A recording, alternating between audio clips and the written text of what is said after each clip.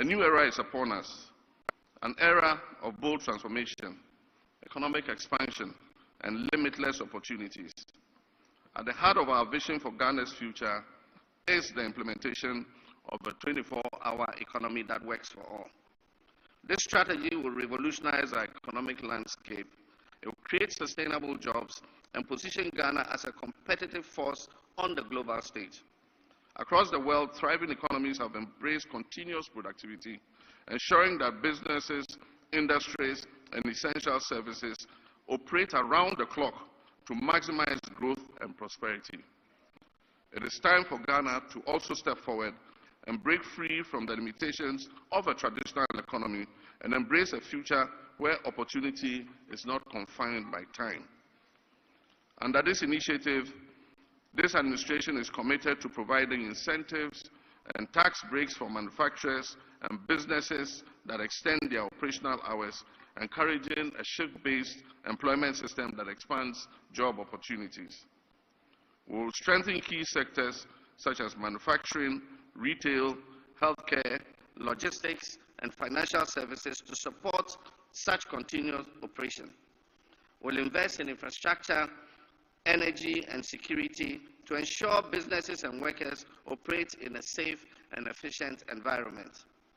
We'll enhance transportation systems to facilitate the movement of workers and goods at all hours of the day and night.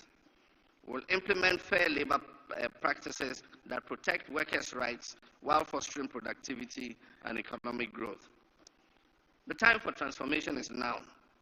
Let us embrace our economic transformation and unlock the full potential of our beloved country.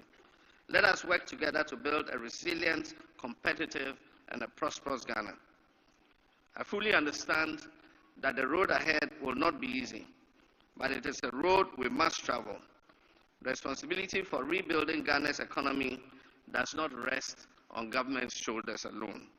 It is a shared responsibility that requires the active participation of every Ghanaian. Let us rise to the occasion, take decisive and necessary action, and ensure that we leave behind a legacy of economic resilience, stability, and prosperity for future generations. Let me take this opportunity to thank Uncle Ishmael Yamson and the National Economic Dialogue team for the hard work you have put in bringing us here together for this all-important event. I wish to thank all of you who have taken the opportunity to be here with us this morning for your commitment to this national dialogue and for your dedication to the progress of our nation. Together, we'll build the Ghana we want and a robust economy of our own design. We have the honor and privilege to declare this National Economic Dialogue 2025 duly open.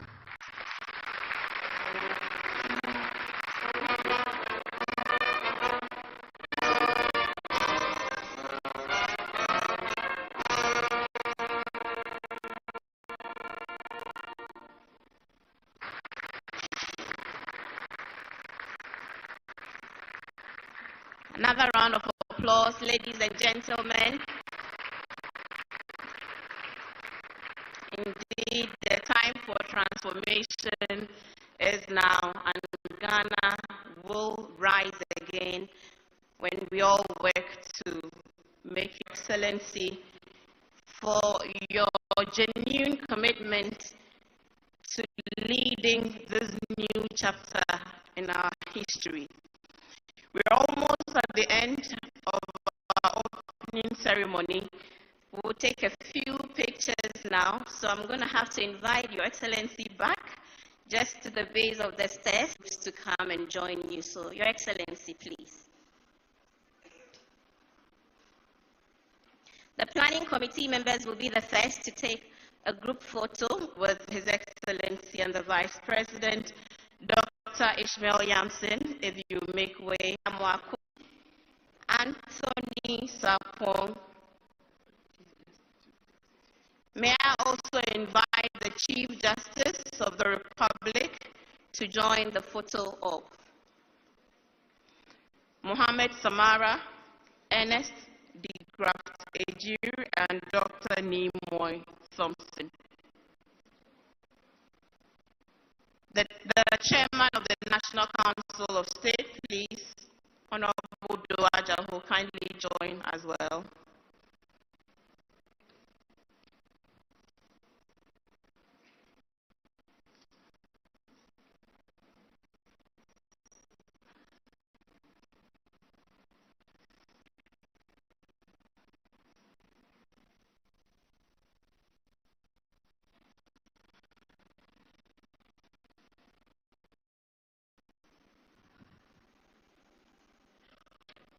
Thank you. Next, we would invite the chairpersons and moderators to join His Excellency and the other dignitaries as well. Thank you very much. Dr. Paulakwa Ibong, please join. Mrs. Mavis Owusu Jemfi, Mr. Felix E. Ado, Mr. Emmanuel Akwete, please join.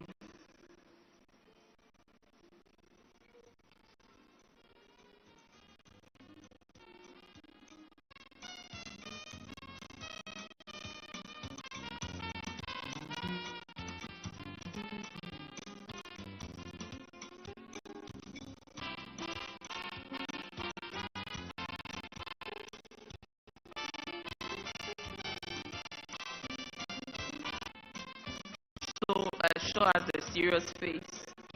We are resetting the economy. Thank you very much. And finally, the presenters will join His Excellency for the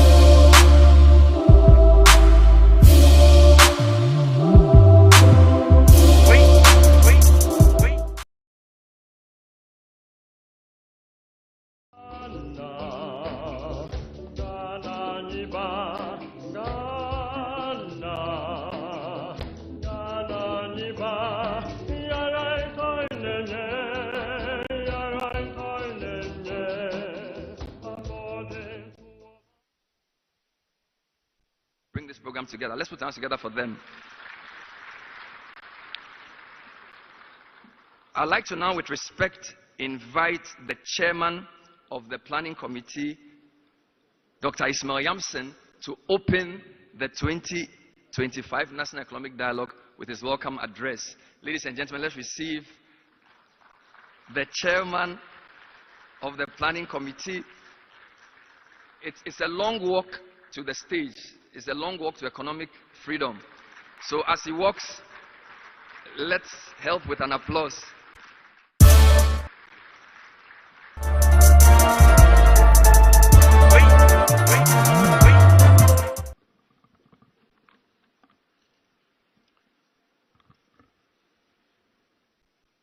Good morning, Your Excellency, the President, and Your Excellency, the Vice President. First of all, let me apologize for the very short delay. Your Excellency, the President of the Republic of Ghana, John Dramani Mahama, Your Excellency, the Vice President of the Republic of Ghana, Nana Jane Opoku-Agyeman, Speaker of Parliament, Chief Justice of the Republic of Ghana, the Chairman of the Council of State, Chief of Staff of the Office of the President, Chairpersons and General Secretaries of all political parties represented here, Ministers of State and Members of Parliament,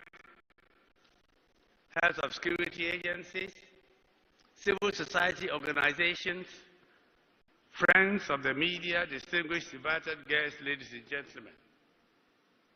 It is my greatest pleasure and a singular honor to have the opportunity to chair today's National Economic Dialogue 2025 and to welcome all of you, our distinguished guests, especially His Excellency the President, to the opening session of the two-day event. The theme for the National Economic Dialogue 2025 is Resetting Ghana, Building the Economy We Want Together. A bold and audacious vision by His Excellency the President to change the course of Ghana's destiny. Our experience in the 68 years of our political independence has not been spectacular, and the time has come to make a fresh start. When the President asked me to chair this dialogue, I agreed without hesitation, because I felt the same way as His Excellency, that Ghana indeed needs its destiny to be urgently reset. Your Excellency, on March 6, 1957, 68 years ago, when I first entered secondary school, the Gold Coast became an independent sovereign state called Ghana. And when Osajbo Dr. Kwame Nkrumah declared that our beloved country, Ghana, is free forever, he genuinely and passionately believed it. In his brief years of leadership of this country, he demonstrated clearly that he had come to reset Ghana's destiny.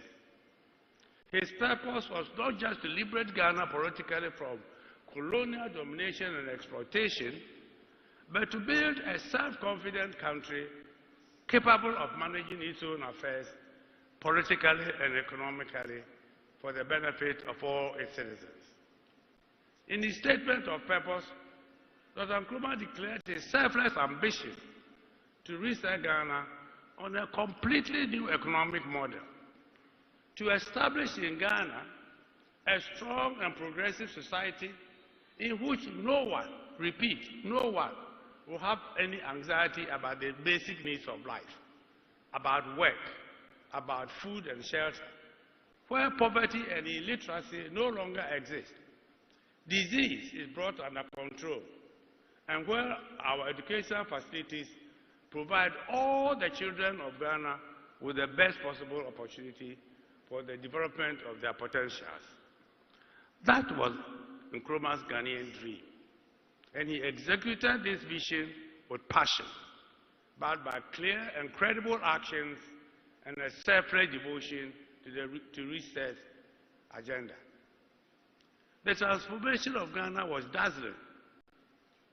Close to 400 vertically integrated agricultural and manufacturing ventures were established in Ghana, with over 40% in rural Ghana. Well-paying jobs were abundant. Unemployment was not known. Graduates left university with jobs waiting for them, and workers happily sang "Work and Happiness" every day at noontime. Sadly, Your Excellency, this period, which I describe as the golden age of Ghana, came to an abrupt end when Nkrumah was overthrown on 24 February 1966, and with that, the Ghana dream died and has since remained a mirage. This is not to suggest, Your Excellency, that the Nkrumah administration was done without its flaws and excesses, but the indisputable fact is that our First Republic still remains the best and only example of real economic transformation from a colonial economy selfless leadership, and the best example of inclusive growth and development. Today, as we prepare to celebrate 2 days from now, the 68th anniversary of our political independence, Ghana remains under economic domination and servitude, and a poor, highly and unsustainably indebted country. Unemployment, particularly youth unemployment, has become widespread and a security risk. While Ghana is the only country in sub-Saharan Africa that depends most on food imports to feed its people. Our manufacturing sector has collapsed while hardship is pervasive. And we know why we are where we are today, Your Excellency, and the increasing quest. Today, Ghana is characterized by a political mindset motivated by power to loot state coffers for personal gain. Selfishness, arrogance, and impunity by political leaders and public officers. A party capture political system where the party in opposition chooses to sit on the fence and does everything, even including mislead the people to undermine genuine effort to develop the country. There is no longer love for country. Economic mismanagement, macro instabilities, and macroeconomic impediments to economic transformation. Pervasive institutionalized corruption, brazen greed and graft. Poor governance driven by weak compromised state institutions. Maximum government with minimum governance.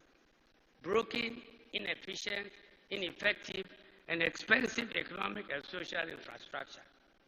Failed agricultural policies culminating in overdependence on food imports.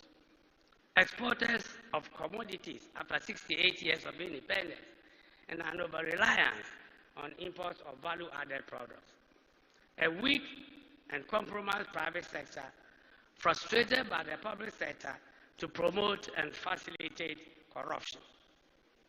And a large number of state-owned enterprises who churn out losses upon losses every year, destroying the country's productive assets, accumulating debt, destabilizing fiscal performance of the budget, and which, above all, have also become a major source of corruption. Additionally, Your Excellency, we have succeeded in creating a new generation of young people called Generation Hustlers, who have lost hope, respect, and confidence in their political leaders and their country, and just want to leave Ghana behind them and relocate to foreign lands. A very sad spectacle of our once highly revered country. Your Excellency, this is definitely not the Ghana that our forefathers fought for, and definitely not the Ghana that succeeding generations have toiled and hoped for. Your Excellency, someone must reset the destiny of Ghana, and it can only be you.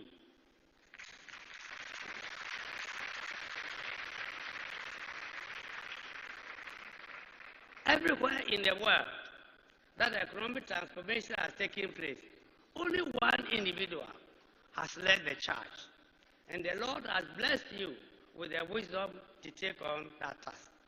The task to liberate Ghana from economic mismanagement and corruption, to reset Ghana and put it on a path of sustainable and resilient growth, inclusive development and prosperity for all the citizens of the country.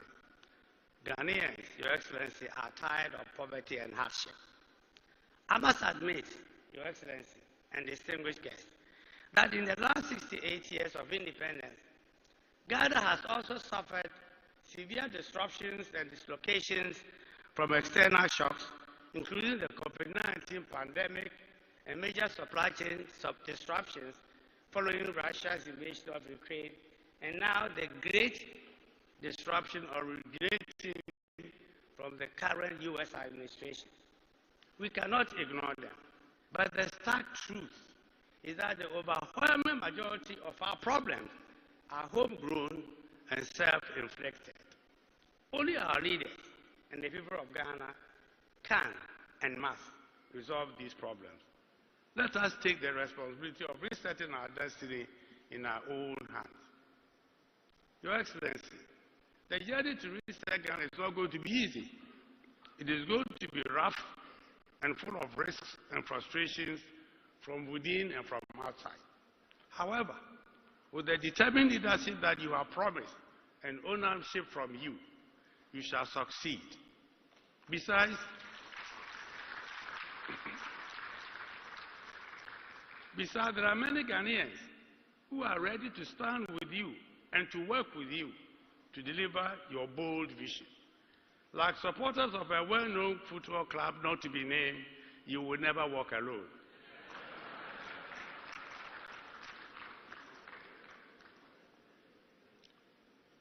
This National Economic Dialogue, which you aptly set up as part of a 120-day social contract with the Ghanaian people, among its other objectives is to set in motion a process of dialogue and consultation on Ghana's present economic development challenges, discuss policy trade-offs, and build consensus around policy reforms that are needed to make Ghana a high, inclusive, and resilient. It is also intended that the National Economic Dialogue could be structured into a permanent consultative machinery in which the authorities, the private sector, civil society, and international partners regularly discuss socioeconomic and growth challenges, emerging opportunities, and risks. Your Excellency, the institutionalization of this process to advance your research agenda will be key to success. There are some who have already concluded that this is also going to be yet another talk shop, and that there will be no follow-through actions. Hence, the commitment to institutional dialogue should be prioritized to take away these doubts. After this plenary session, there shall be 6 breakout sessions which shall take critical look at 6 of the most pressing issues facing Ghana. And by the close of tomorrow, the dialogue will present concrete proposals to assist government with the execution of the research agenda in order to reshape the future of our country's destiny.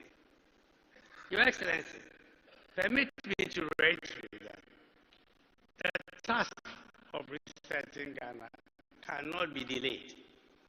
There is no option. We delay it at our own peril.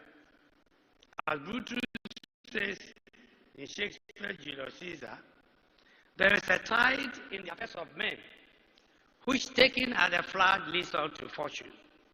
Omitted, all the voyage of their life is bound in shallows and in miseries. That time is now, and the opportunity is here. Failure to act cannot be an option. This bold vision to reset Ghana should rewrite the history of Ghana and Africa and give the future generations to come a lasting hope in our country and in our continent. Finally, Your Excellency, allow me once again to welcome you and the Vice President and all our distinguished invited guests to the 2025 National Economic Dialogue in Accra. I thank you for your attention.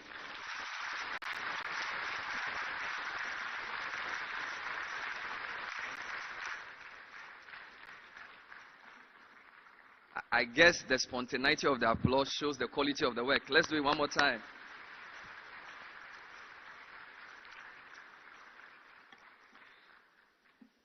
And Mr. Chair did not work alone. He had a 7-member committee that worked with him. So now that I have the President's attention, let me acknowledge the members of his committee. Dr. K.Y. Amuakun, founding president of ASSET, was also on the committee that worked with Dr. Yamson. Let's acknowledge Dr. K.Y. Amuakun. And the rest of the committee, Nelly Miriku, Professor Gachi, Anthony Sapong, Mohamed Samara, Ernest de Graft Ejir, and Chairman of NDBC, Dr. Nimoy Thompson. Let's put our hands together for all of them. To demonstrate the truly national nature of this event, I'd like to acknowledge a few more groups. We'd like to specially welcome and acknowledge the Council of State, led by their chair, the Right Honorable Edward Kobido Ajaho, and the newly minted members of the Council of State. If they can arise so we see them. Thank you very much, Excellencies, for your interest in national development. Mr. President, almost all your ministers are here. There's also a strong delegation from Parliament. We want to acknowledge all the ministers and MPs who are here. Let's put our hands together for all of them. Thank you. We have captains of industry from the private sector, 2 minutes to mention. If you're a captain of industry, give us a wave so we acknowledge you properly. Thank you very much indeed. We also have civil society here as well. So civil society leaders, please rise so we acknowledge you. This is a very important part of the discourse. Thank you. As earlier hinted, our traditional authorities are here, and they are here in their numbers. We acknowledge our Togbe Mamao Nime Name for your continued support. Let's put our hands together for all our revered traditional leaders. This is not an exhaustive list. We'll do the rest as we proceed. We'd like to now do a bit of history. It is often said that those who do not learn history are bound to repeat it. So I'd like to now invite a member of the committee who is also a former head of the Economic Commission for Africa and the founder and president emeritus of the Africa Center for Economic Transformation to draw lessons from Ghana's political economic history to set the stage for the future we want. Ladies and gentlemen, we are happy to give to you Dr. K.Y. Amoako. Please put your hands together for him.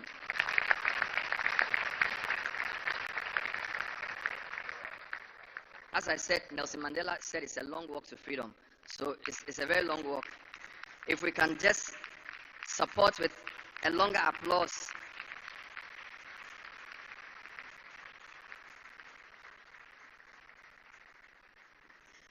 Thank you, KY, for your hard work for Ghana.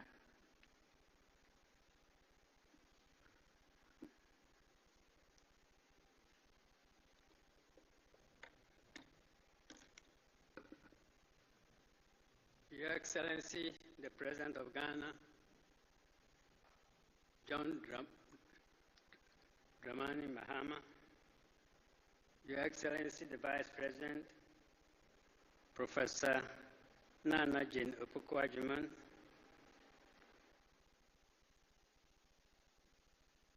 members of the Planning Committee, distinguished guests, ladies and gentlemen, Excellencies, all protocols observed.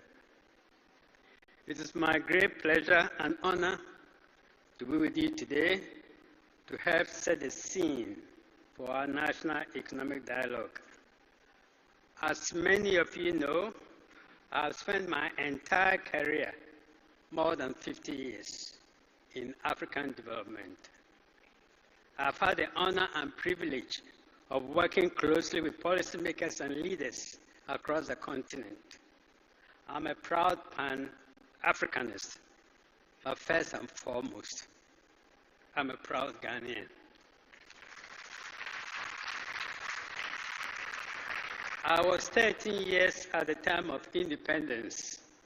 I grew up with Ghana and have lived through our post-colonial journey, the ups and downs, our successes and failures. My assignment today is to reflect on Ghana's political economy since independence and draw key lessons from our journey to help us forge the road ahead. I'm grateful for the opportunity and hopeful that what we learn over the next 2 days would allow us as citizens, with you at the helm, Your Excellency the President, to truly create the Ghana we want. Nearly 20 years ago, I had the privilege of delivering 3 speeches in the R.P. Balfour Memorial Lecture Series at Kean University, the Kwame Nkrumah University of Science and Technology.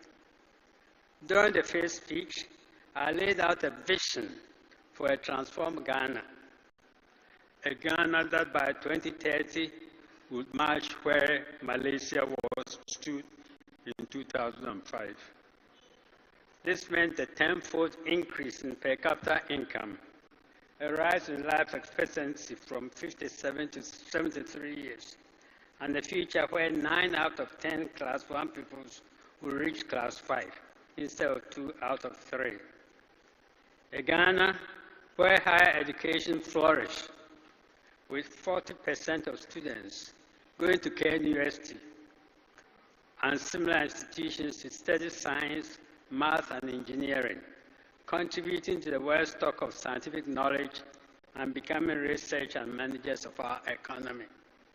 A Ghana where close linkages between government, firms, universities, and other vocational institutes will ensure that the skills students acquire will be more relevant to the current and future demands in the labor market, allowing unemployment rates to fall to just 3% from the estimate of about 20% at the time. I and many of you here have echoed similar visions for decades, a vision that has not yet been realized. I recently read the World Bank's World Development Report on the middle income trap. The report presents a sobering analysis of the challenges confronting nations like ours. It found out that while many countries have progressed from low income to middle income status since 1990, a staggering 108 nations, including Ghana, are stuck in lower middle income category, struggling to break through to high income status. We may feel a bit of relief in knowing that we are not alone in the struggle to innovate, industrialize, and integrate into global value chains. But we must break this cycle. Ghana's gross national income per capita sat stagnant at less than $400 for almost 40 years. Between 1962 and 1999, but since 2000, it has increased to about $2,400. This begs the question, why have we stalled?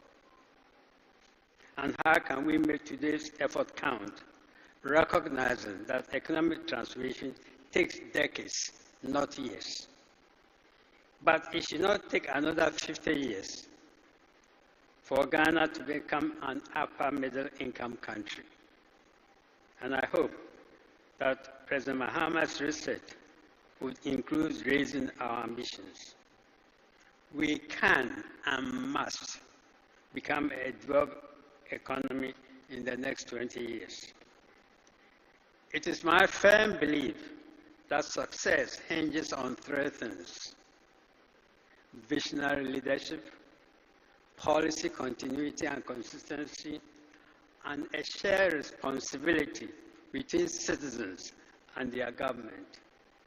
Our leaders must possess the vision, skill, and determination to turn political aspirations into economic growth, inclusive prosperity, and lasting human well-being. As we've just said, Kwame Nkrumah embodied all these characteristics. We will do well to learn from his unparalleled record of leadership and vision as we face similar challenges today. On Nkrumah's leadership, Kwesi Botwe, of blessed memory, a friend and mentor to many of us in this room today, and one of our country's longest-serving finance ministers, once reflected that Nkrumah's imprint remains everywhere, in the macroeconomic and real sectors of Ghana's economy, in the banking and insurance industries, and in the country's basic infrastructure. Nkrumah believed in bold, transformative projects, and nothing exemplifies this more than the Volta River project. It was the centerpiece of his strategy to industrialize Ghana's economy, providing the energy needed to boost factories, boost industry, and accelerate economic transformation. To me, Kwame Nkrumah was ahead of his time, and the inspiration he engendered and the vision he set forth were unmatched in African history. On January 22nd, On January 22, 1996, Nkrumah inaugurated the Volta River massive Akosombo Dam, calling it his greatest dreams. 1 month later, he was deposed in a military coup. It may not be fortuitous that this national economic dialogue is taking on days sandwiched tightly between that of Nkrumah's overthrow and our independence anniversary a few days from today. Kwame Nkrumah's spirit clearly is with us here today.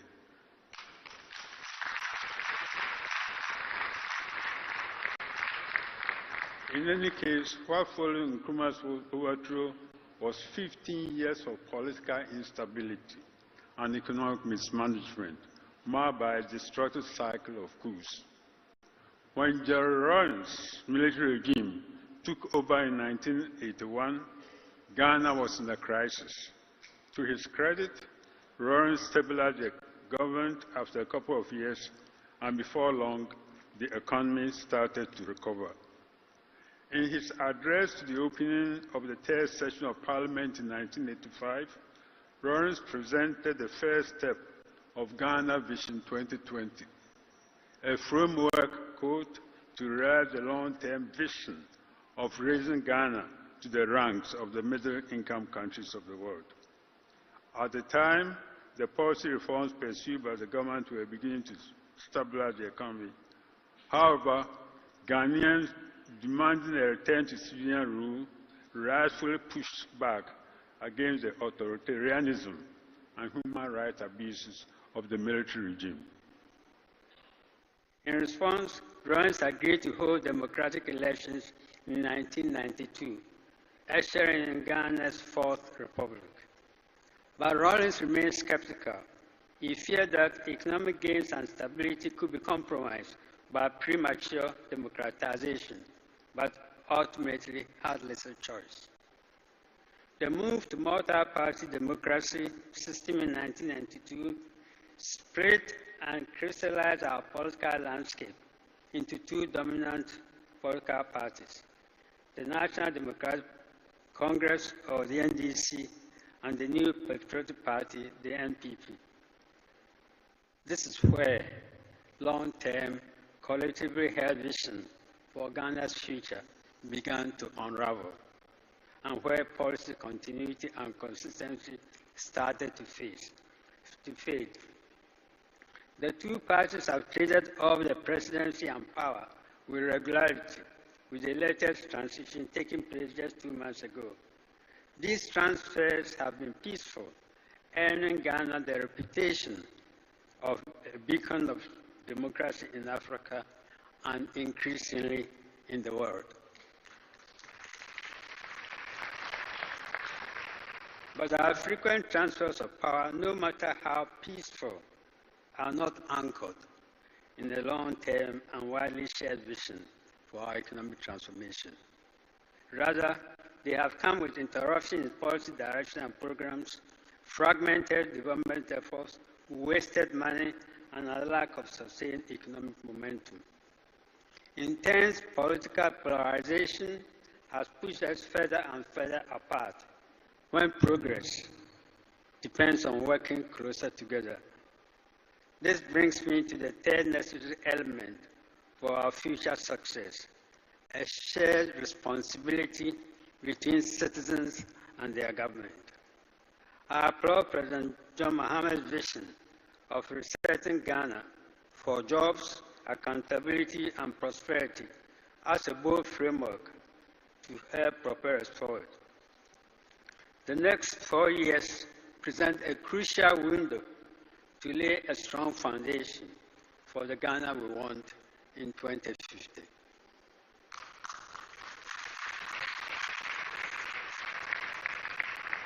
The 120-day social contract that President Mahama has laid before us identifies many concrete actions that will help us move forward towards our goals.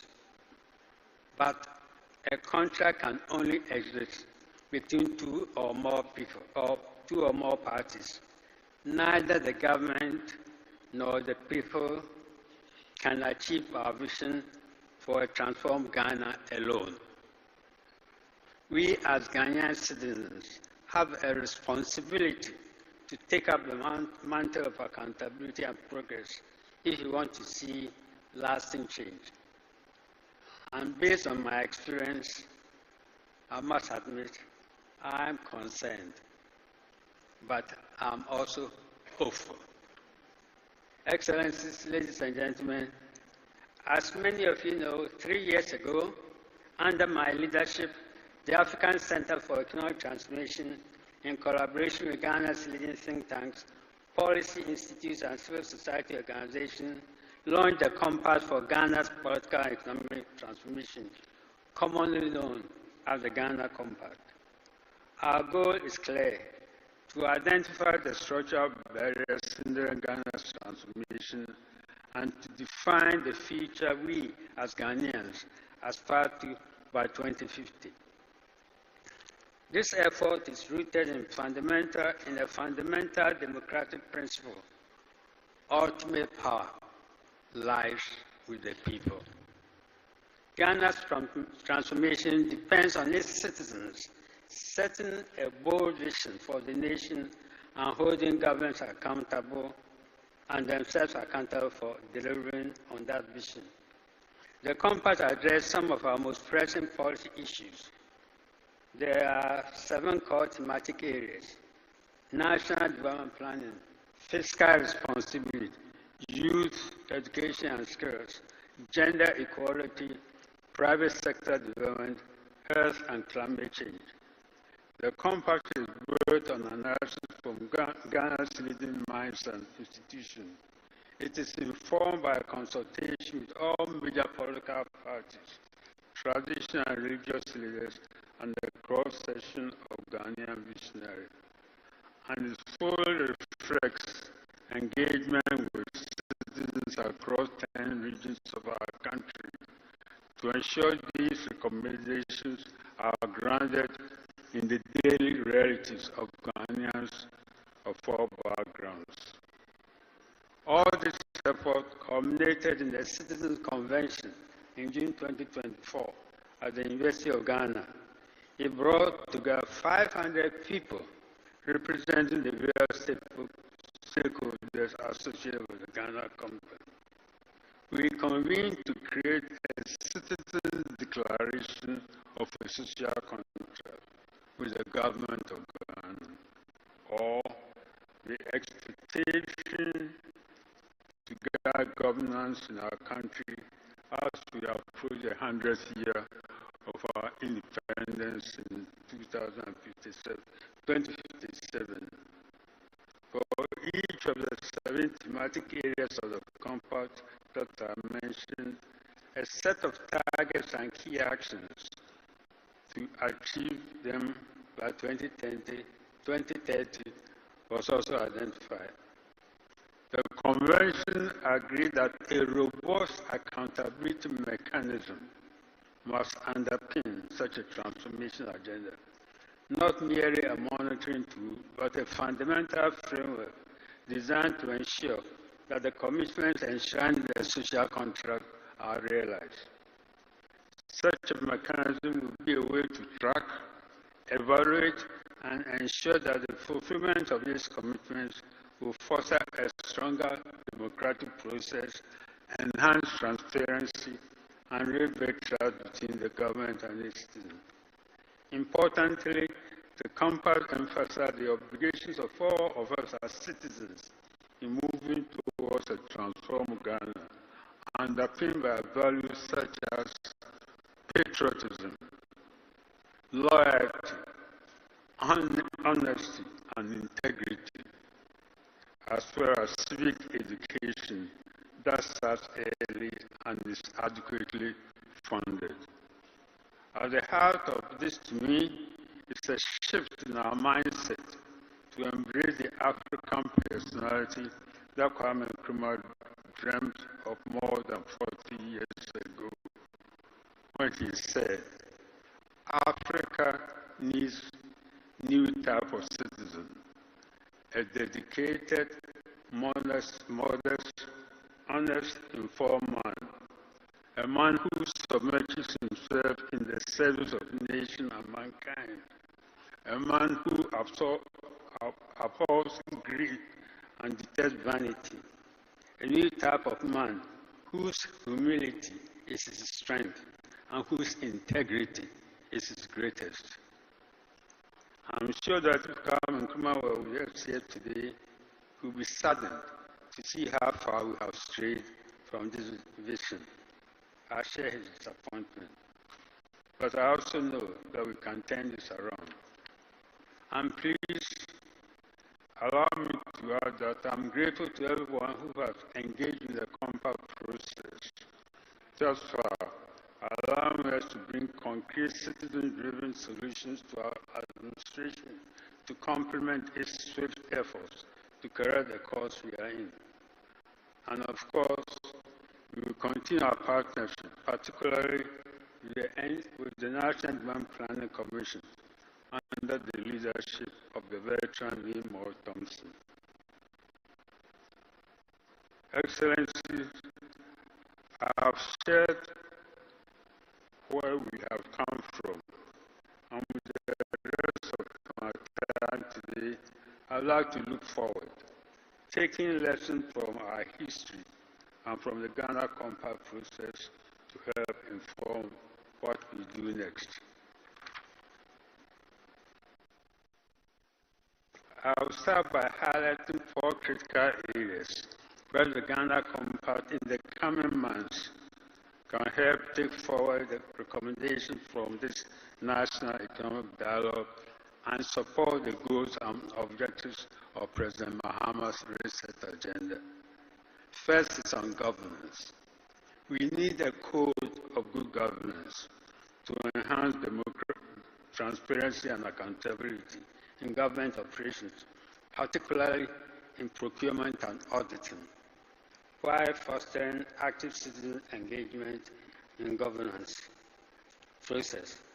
The second is on campaign and political party financing. The increasing monetization of our politics has driven incidents of party capture and pervasive corruption, as well as cronyism, leading to poor service delivery and accountability. This is the elephant in the room that we seldom see or talk about at meetings such as the one we are having here today and tomorrow. The third is the fight against galamsey. Today, 60% of our major water bodies are polluted. The most visible consequence of galamsey or illegal mining. But the environmental catastrophe runs deeper than polluted rivers. A 2022 report by the Center for Democratic Development named illegal mining as one of the primary sources of illicit funding for election campaigns and political party financing. And the fourth is the overarching goal of transformation. If we are to reach a middle income status in 20 years or less, we must grow our economy into a highly diversified one that is competitive in the export market, is highly productive in the use of labor and capital, and deploys enhanced technology towards improved well-being of our people. In about 6 months, the Ghana Compact will convene the second Citizens Convention to assess the progress we are making. We also review a public online dashboard to be created in collaboration with the NDPC that will track development progress, including social contract commitments and later government action over the long term, extending beyond this government to future administration. So let me offer the Compact as a platform for engagement between policymakers and citizens going forward. Excellencies, ladies and gentlemen, before I yield the floor to the Finance Minister, I must raise one final forward-looking issue that I am sure is on the minds of President Mahama and Honorable Ataforson how to sustainably finance our transformation. We find ourselves in repeated budget freeze and debt crisis, agreeing to trade-offs that have eroded our middle class and put our most vulnerable citizens even more at risk. As we approach the conclusion of our 17th IMF bailout early next year, the fundamental question remains, will this be the last? Or are we simply paving the way for an 18th bailout or a 19th? Remember, Ghana has had IMF programs for 40 of its 68 years since independence. Therefore, going forward, we must think and act differently about the mix of external financing and domestic resources that are so critical to our development. Let me illustrate with an example. The total amount of $1.7 billion programmed as support from the World Bank and the IMF this year is less than what we spent to subsidize our long-failing electricity sector. It is a staggering comparison. Still, external financing will be an essential piece of our development for the foreseeable future, and this is not without precedence. The East Asian miracle would not have been possible without foreign assistance. Take South Korea, for example.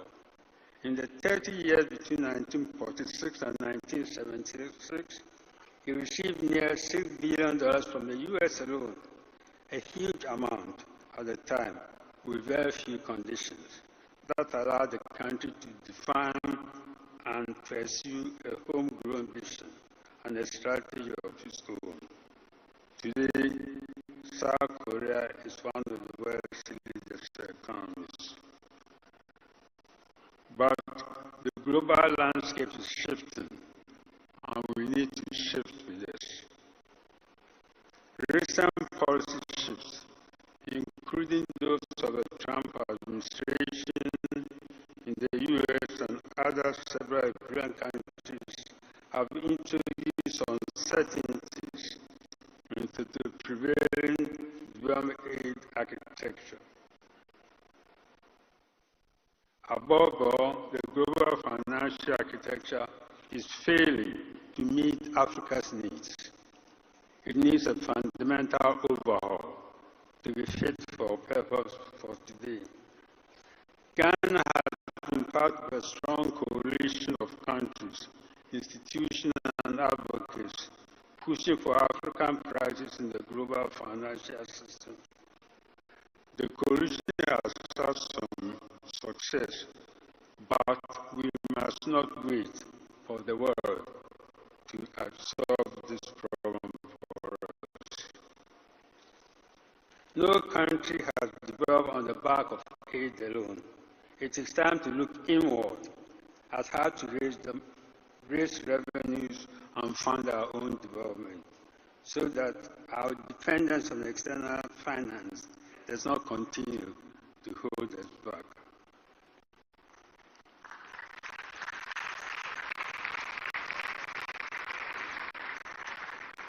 Our private sector can be a key contributor as instruments such as blended finance and public-private partnerships offer great untapped potential. And remittances from the Ghana diaspora have consistently outstripped ODA and FDI flows for many years now, underscoring the importance in our financing mix.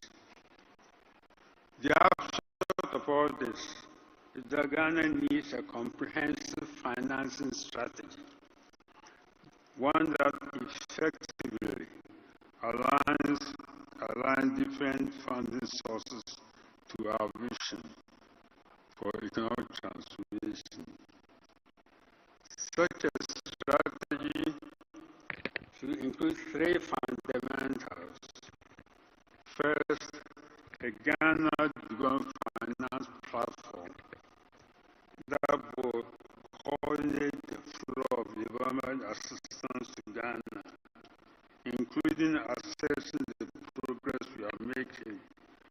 policy reforms and programs and ensuring that resources are not duplicated, wasted, or misaligned with our governmental vision.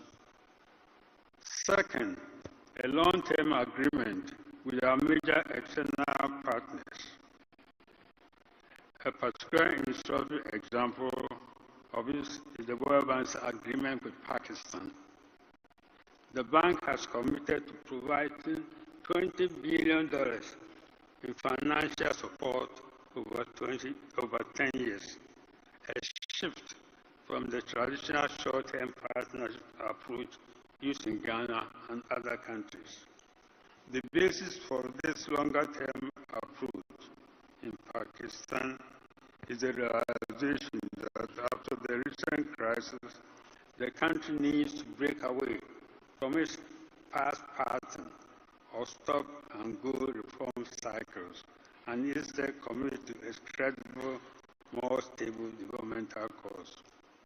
Third, a comprehensive domestic revenue mobilization plan that curbs illicit financial flows, harnesses remittances, and ensures fair taxation to fuel our public service and investment in our own progress. The overall goal of this strategy will be to mobilize significant increased financing coupled with rigorous expenditure management in the next 10 years to support our development, underpinned by a strong accountability mechanism. Excellencies, ladies and gentlemen, in closing, I hope that over the next 2 days, our discussion will focus on concrete policy reforms, institutional strengthening, the strategic investment to stabilize the economy, drive growth, and create jobs in the medium to long term.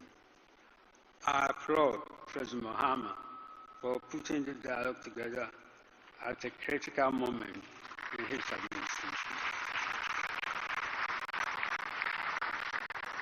I'm honored to have been able to contribute to the National Economic Dialogue Committee's work as one of its 8 members.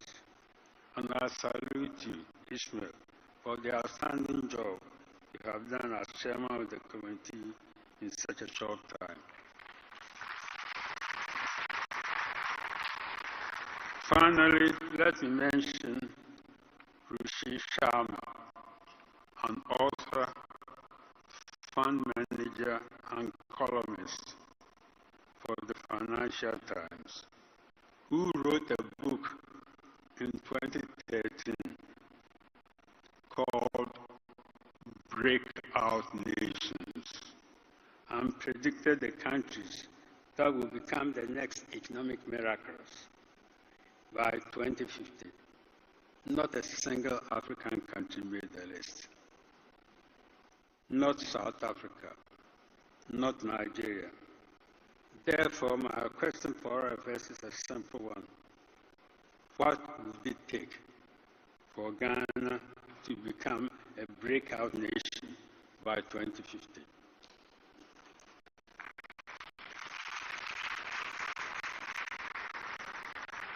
It is my hope that this National Economic Dialogue will provide the roadmap.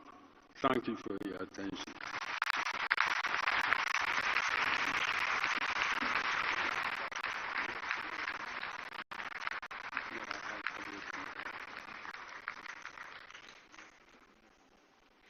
Please put your hands together for Dr. K.Y. Amoako for that comprehensive background to this very important summit. And I like the fact that you all applauded when he asked the question, will Ghana be in the list? And I think the answer is yes, if we do the right things here. Let's dance it up for him one more time. Thank you, Doc. We really appreciate your work. We're still here live at the 2025 National Economic Dialogue. And Dr. Amoako gave us 3 strategies: visionary leadership, policy consistency, and shared responsibility between citizens and leaders, which is why we're all gathered here. There are also 3 objectives for today's program The first is to communicate the true state of Ghana's economy to stakeholders.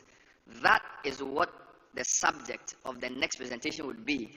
So I'd like to now welcome the Minister of Finance and MP for Ejumaku Enyan Esiem, the Honorable, he's not the main uncle Atu, there's an old uncle Atu, but he's the brother Atu, KCL Atu Forsen, to present to us the true state of Ghana's economy. Please put your hands together.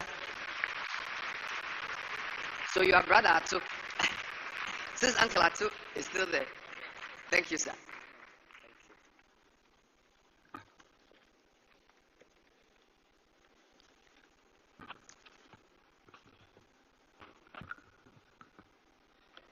Your Excellency, President John Dramani Mahama, Your Excellency, the Vice President of the Republic of Ghana, Your Ladyship, the Chief Justice, our Chairman of the Council of State, Dr. Ishmael Yamson, the Chairman of the Organizing Committee, other members of the Organizing Committee, members of the Diplomatic Committee, and fellow countrymen and women, distinguished ladies and gentlemen.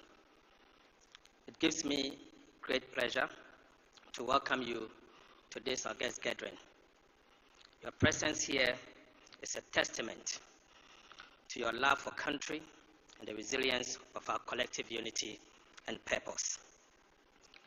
This is an ample demonstration of our ability to put aside our differences when the national duty calls and binds us together in search for answers to the problems that confront us as a country. Today's gathering and the subsequent consensus that will be forged from these stimulating discussions will follow and will lend us the opportunity to be able to put together a policy that will guide all of us. This is a proof to the old saying that adwen oni nimpa kro ne tirim, to wit, knowledge does not reside in the head of one person. I wish to acknowledge the Chairman of the Organizing Committee, Elder Statesman Dr. Ishmael Yamson, and the distinguished members of the committee for working tirelessly to put together this important dialogue. It is with great anticipation that we embark on this first national economic dialogue in over a decade, a pivotal moment in our national history. This dialogue is not only a significant and defining moment, but it's also an important reenactment of our history when the nation assembled at a similar forum in Senchi some 10 years ago. Today, we set out to attempt to resolve economic puzzle of much greater magnitude and scale than those that confronted us some 10 years ago. This dialogue is therefore an opportunity to reflect on our economic reality, address the pressing challenges, and chart a course towards a more prosperous future for our citizens.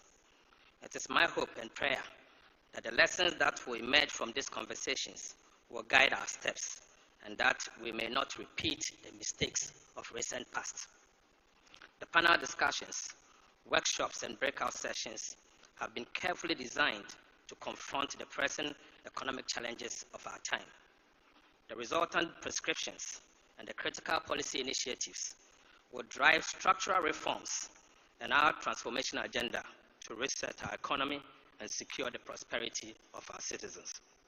Mr. Chairman, as we embark on this development of our medium-term plans, commencing with the forthcoming budget on March 11th, the insight, expertise, and experiences that will be garnered from these deliberations will prove very invaluable assets that will shape our collective path for our future.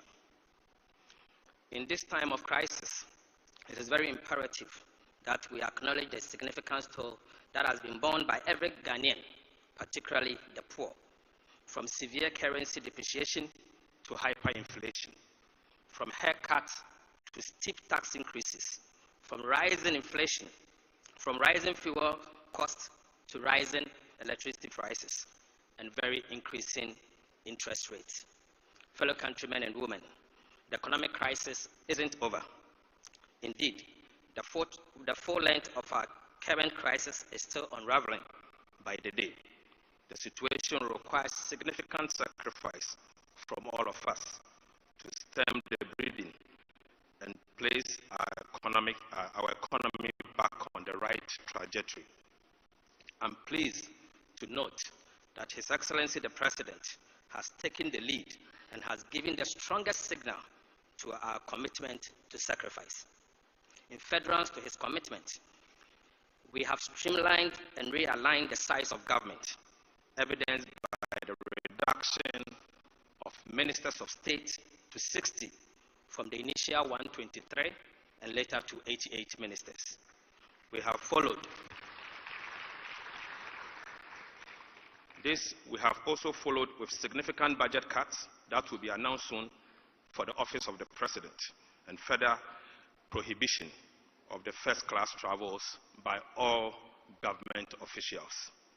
These actions represent merely the initial steps in our ongoing journey towards fiscal discipline and good governance. Mr. Chairman, let me seize this opportunity to express my heartfelt gratitude to the organized labor and the Ghana Employers Association for their understanding and collaboration in search of an agreement concerning the minimum wage and base pay. I wish at this point to reaffirm to labor that the NDC government, headed by His Excellency President Mahama, will commit to transparency, accountability, and good governance. Mr. Chairman,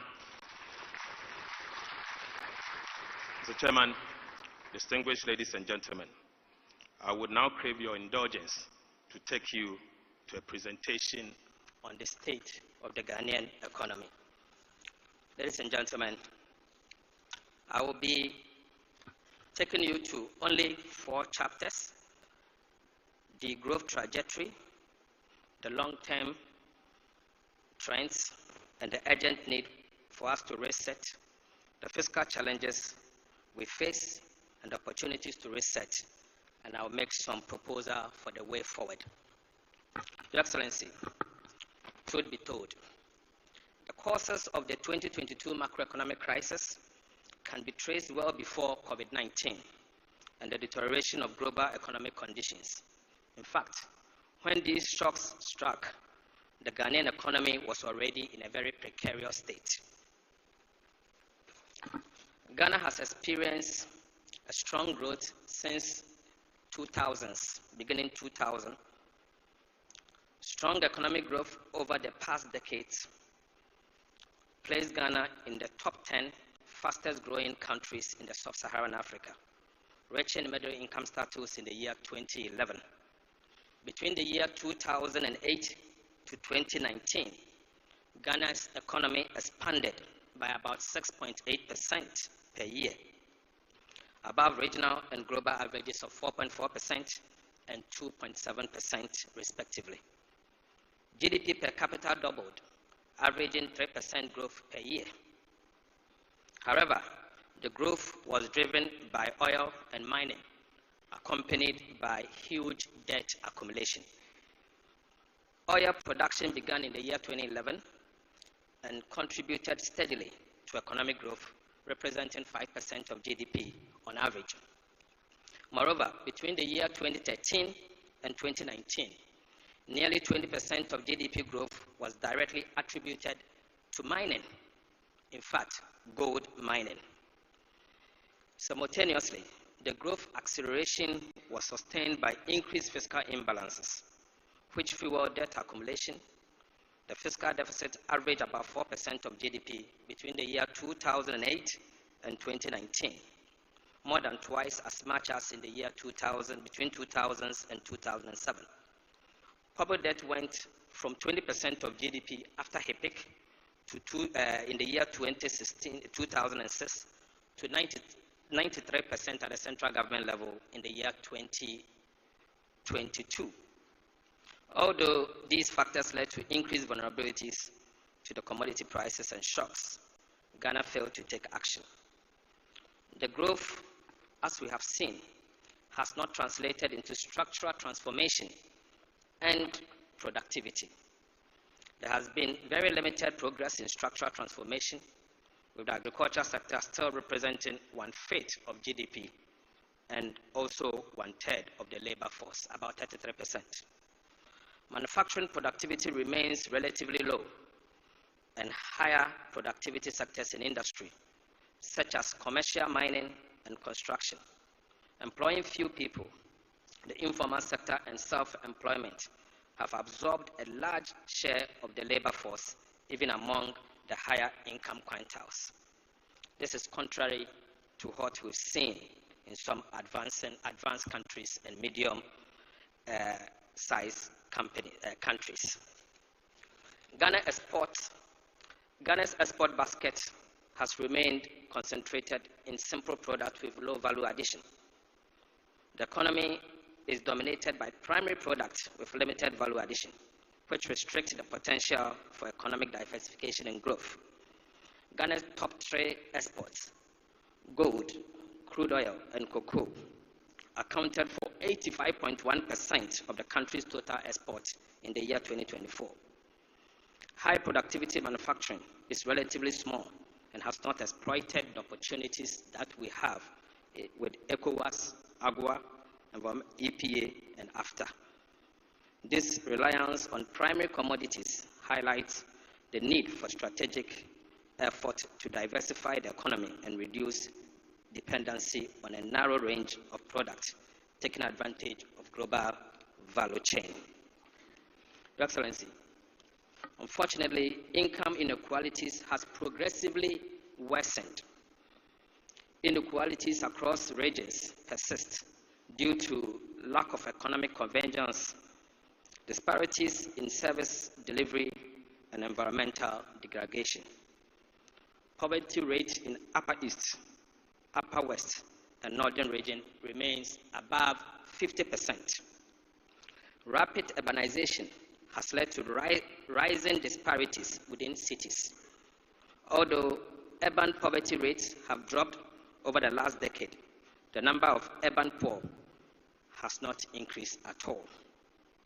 Poverty is more prevalent in lower elevated slums, where communities experience higher fertility, lower school attendance, very low access to sanitary services, and vulnerable to natural disaster. In the year 2024, Ghana's inequality was worse than Cote d'Ivoire, Nigeria, Benin, Togo, and other neighboring countries, unfortunately. I'll now take you to long-term trends and the urgent need for us to reset. Your Excellency, the current growth model will not be sufficient to meet Ghana's needs and aspirations if nothing is done. And it will mean that we have to take urgent steps to correct this trend. Ghana needs to take advantage of its demographic dividend. With 500,000 young people joining the labor force each year, 500,000. Within the current growth model, growth will reduce to only 3.8%, which represents 2.4% GDP per capita in less than 15 years from now. There's an urgent need to implement ambitious reforms to reset the economy in the next 4 years. Otherwise, we'll go down in terms of growth. Transforming Ghana's economic growth from one based on factor accumulation and natural resource depletion to one driven by productivity and human capital is very critical. Economic growth can be sustained over 6.5% of GDP, fully offsetting headwinds from demographic trends and the decline in natural resource depletion if we are to adjust from the current baseline situation. Your Excellency, the graph on the left-hand side shows the baseline situation from now to the year 2050 using the baseline and where the growth will be. We've adjusted for moderate reforms and we have also adjusted for ambitious reforms. The moderate reforms will largely mean that we will have to quickly bring on stream the Pecan field, and that will adjust from where we are and improve the growth trend. whereas ambitious reforms will mean we'll have to do a lot more than adjusting from the pecan oil fields. Without comprehensive reforms, unfortunately, Ghana will only achieve upper middle income status after the year 2050. And we cannot wait till the year 2050 before we become an upper middle income country. There's an urgent need for comprehensive policies and institutional reforms that enhance productivity, improve the quality of infrastructures, services, and elevate human capital and workforce skills. These reforms have the potential of transforming Ghana within a generation, tripling its per capita income by the year 2050. There is the need to rearrange fiscal policy to support the growth and structural transformation. Your Excellency, again, the graph at the left-hand side shows the baseline and the moderate reforms and ambitious reforms. Unfortunately, looking at where we are going, if nothing is done, Ghana will only become an upper middle income country in the year 2050. With moderate reforms, we'll be able to become an upper middle income country in the year 2042. But if we are to do well and introduce very ambitious reforms, Ghana will indeed become an upper middle income country before the year 2038. And we have no choice. We will have to introduce measures to reset our economy. There's an urgent need for economic transformation to reset Ghana. And we have 7 chapters to reset our economy. Chapter 1 is resetting the economy and creating prosperity for all. Chapter 2 is jobs for all. Chapter 3 is Ghana's framework for industrial revitalization, support and transformation. We call it the Ghana First. The 4th one will be powering growth through infrastructure development. 5, investing in people for inclusive growth. 6, restoring good governance and combating corruption. And 7, deepening international relations and foreign policy so that Ghana can benefit from economic diplomacy. Your Excellency, we face fiscal challenges, and indeed there are opportunities to support this research. First, I will take you through public expenditure, otherwise called public spending. The fiscal space, as we speak, is constrained by high interest rates, high energy subsidies, and mounting rigidities. Government expenditure grew faster than GDP over the past 8 years. Non-discretionary spending severely limited the fiscal space due to high wage bill, high energy subsidy, ballooning interest payment, spending indiscipline, and weak expenditure controls, including commitment. These categories of non-discretionary expenditures, namely public sector wages, interest payment, earmark funds, account for about 70% of Ghana's total expenditure. All these expenses crowd out expenditure for capital purposes, capital expenditure. Social spending has been very low and is often misused. The National Health Insurance Scheme faces financing shortfalls and also misuse of resources. So the problem with National Health Insurance is not only with the financing shortfalls, but also with misuse of resources. Financing shortfalls for National Health Insurance. The National Health Insurance no longer receives its full National Health Insurance levy as approved by law due to the Capping Act. Additionally, resources increasingly diverted towards non-core activities, and this hinders efficiency.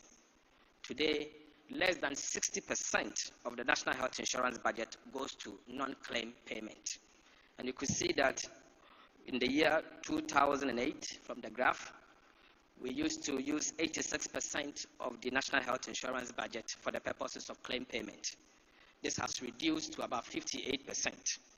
In fact, in the year 2022, it went down to about 50%. Public spending also on education is inefficient and skewed towards secondary and tertiary levels. Only about 1/4 of government education spending goes to pre-primary and primary levels. Most funds go to staff compensation, leaving little for classroom materials and infrastructure improvement. And you could see how our education budget is skewed, also from the graph from the right-hand side. Your Excellency, infrastructure spending, again, is highly inefficient and mostly uncompleted. Even a small improvement in spending efficiency could lead to significant progress in infrastructure quality. For example, an increase in efficiency to match best performing emerging markets would deliver about 20% improvement in the quality of Ghana's road. Spreading resources on too many projects without completion has become the problem of Ghana. For example, Agenda 111, where $400 million have been spent in the last 4 years without a single hospital in operation, with about $1.5 billion needed for completion. The amount spent of $400 million could have completed a minimum of 22 district hospitals instead of spreading yourself too thin. Maintenance is indeed cheaper than new infrastructure, but funds to road maintenance is also inadequate and often misused. Another example is only 41% of our primary roads were in good shape in the year 2021. Funds for road maintenance cover only 45% of maintenance needs. And this 45% of funds that has been allocated for road maintenance are often used for development instead of maintenance. And so you could see that most of our roads are deteriorating. Your Excellency, the energy sector in Ghana has become a ticking time bomb, costing about 2% of GDP every year.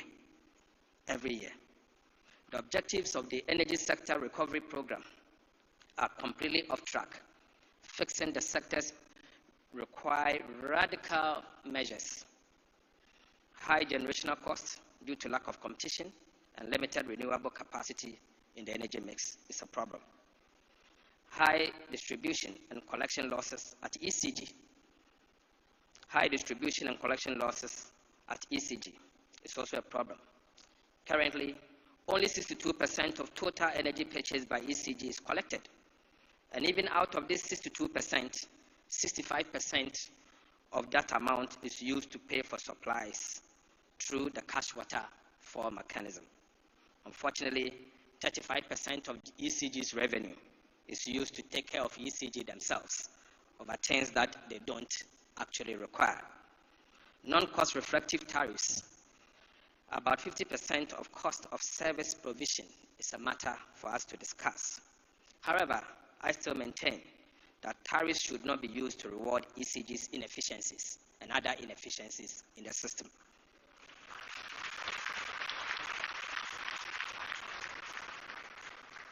Unpaid legacy arrests at end of year 2022 was $1.3 billion.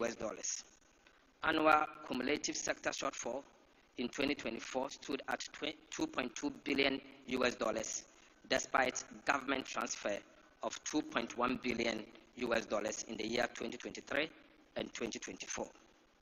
Projected cumulative financial shortfalls for energy sector is over $9 billion by the year 2026.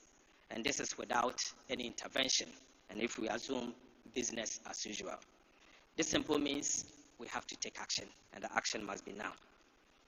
Your Excellency, the cocoa sector also poses a significant fiscal risk.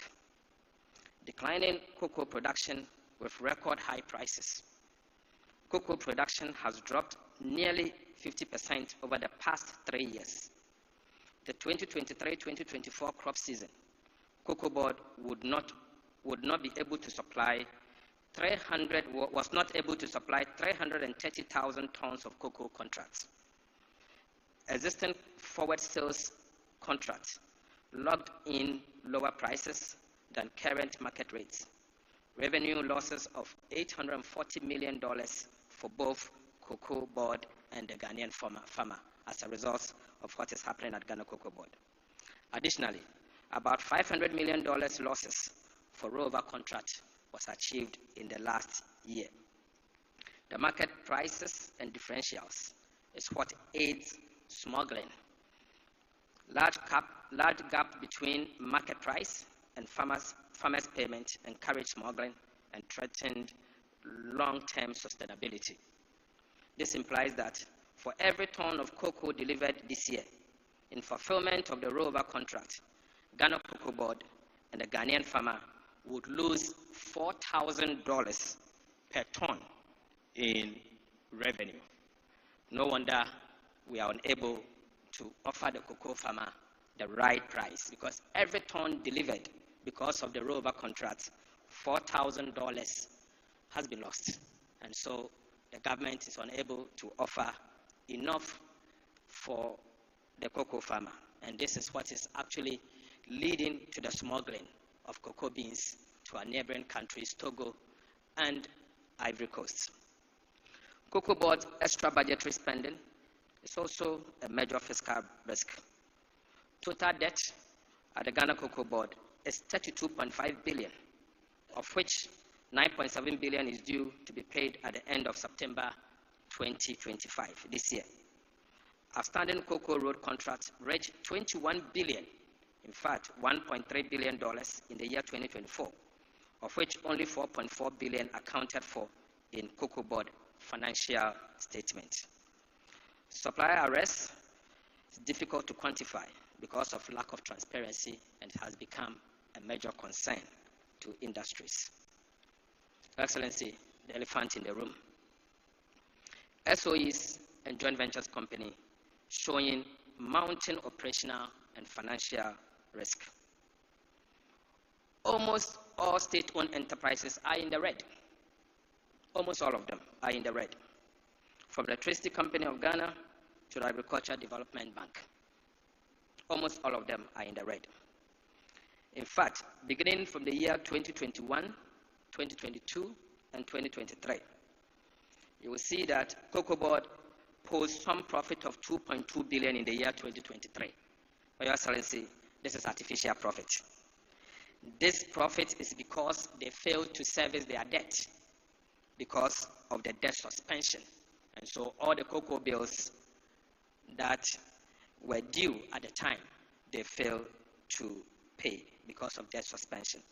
Subsequently, this debt still exists, and so we will need to take action to restructure most of the state-owned enterprises. Fiscal challenges and opportunity to support, and the need for us to talk about revenue now. We can't develop if we fail to generate resources internally. Your Excellency, Ghana has not performed well in revenue mobilization compared to its peers. Ghana's domestic revenue mobilization has stagnated in the last decade and remained below our peers. Ghana collected 13.5% of GDP in revenue, tax revenue. Collection from other major taxes remain low, especially value-added tax, as compared to our peers. Numerous exemptions and complexity of tax system have a detrimental impact on revenue. Tax administration challenges also contribute to compliance gap. And I have two different graphs, the one on total tax revenue and the one we need to take action, the value-added tax. You could see the long line, the yellow line, dotted line, and the dotted red, representing where Ghana is and where our peers are. When you look at the other one, the value-added tax, where Ghana is, it shows that Ghana is lagging behind in the collection of tax revenue and significantly value-added tax. This means we need urgent reforms to rationalize our value-added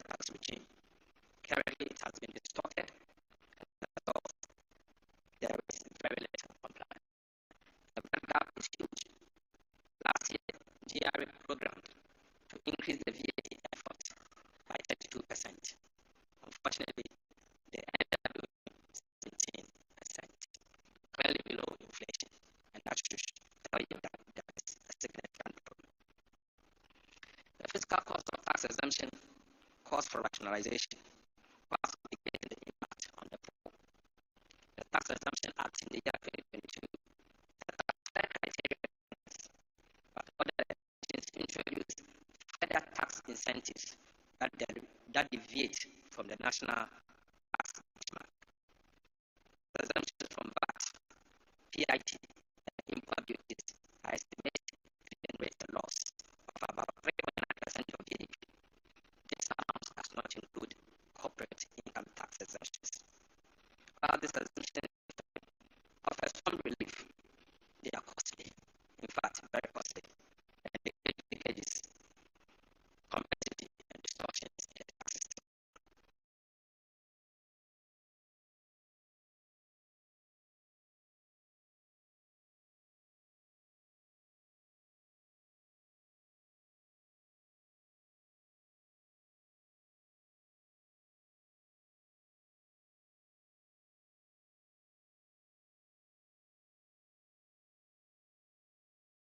Getting to the year 2024 during the elections, they decided to abandon it of elections. Your Excellency, the truth is that this abandoned ahead of the election. That alone will mean we will have to close it up. Ghana was not sufficiently capitalized. This point is extremely important. Ghana has not sufficiently capitalized on its extractive sector to generate revenue to support development and diversification. We struggle to leverage on our natural wealth, capturing its rent and channeling it towards productivity, infrastructure, and human capital. Natural resource rent simply means the difference between revenue of a commodity and the cost of producing that very commodity. Currently, the rent is 14% of Ghana's GDP. Unfortunately, fiscal revenue from extractive industries are around 1.5% of GDP because we fail to fully capture the economic rent from our natural resources.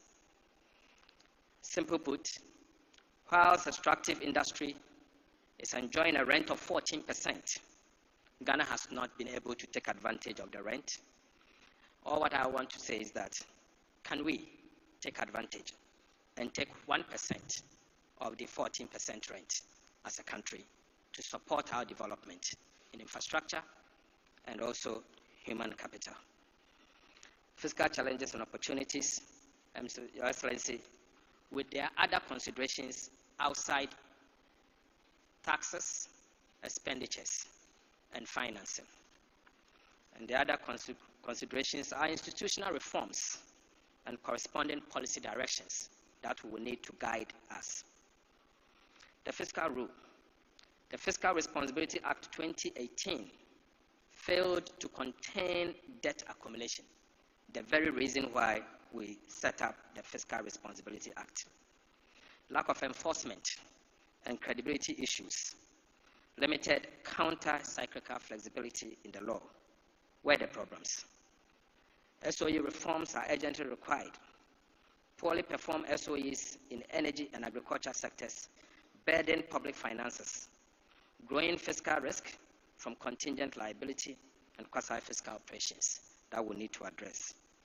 And to be straight, the non-performing SOEs in energy, I'm referring to ECG, and non-performing SOE in agriculture, I'm referring to Ghana Cocoa Board.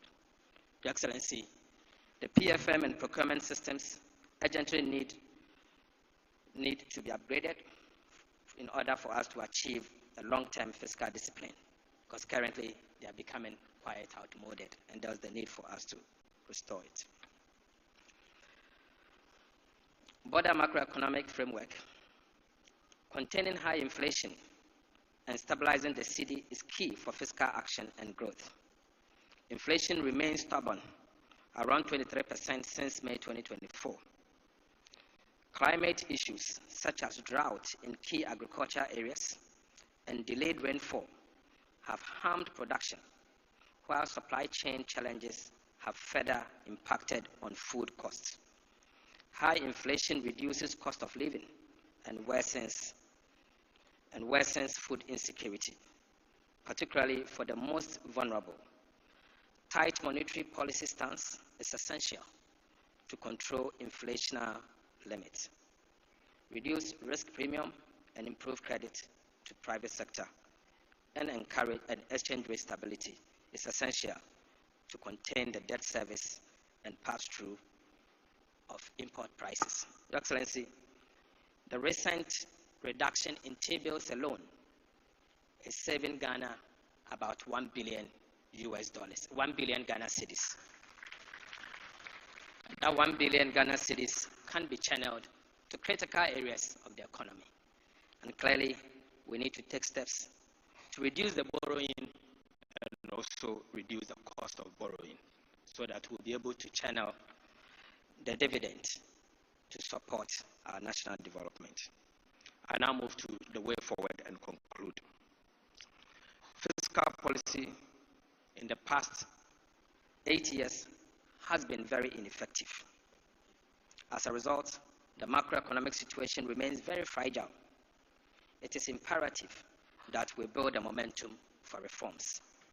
The quality of adjustment will be key to support growth and protect the poor and most vulnerable.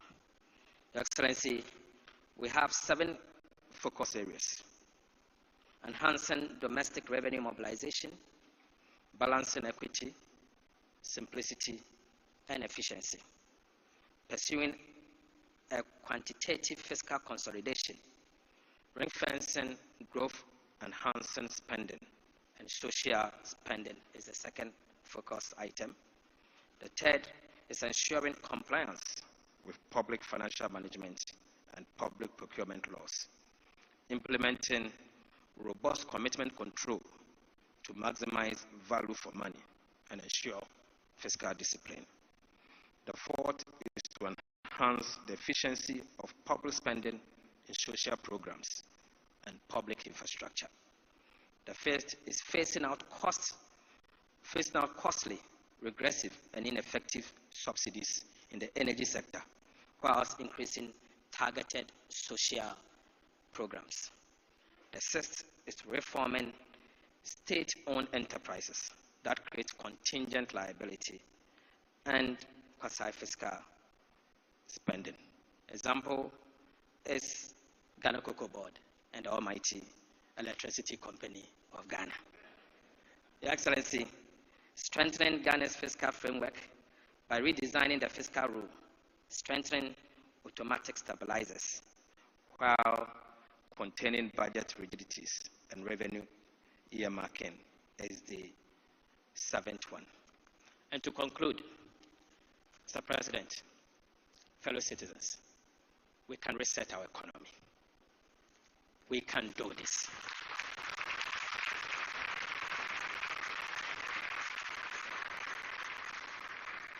We just have to be disciplined and understand that the short-term benefits we gain today has a long-term consequences on our future.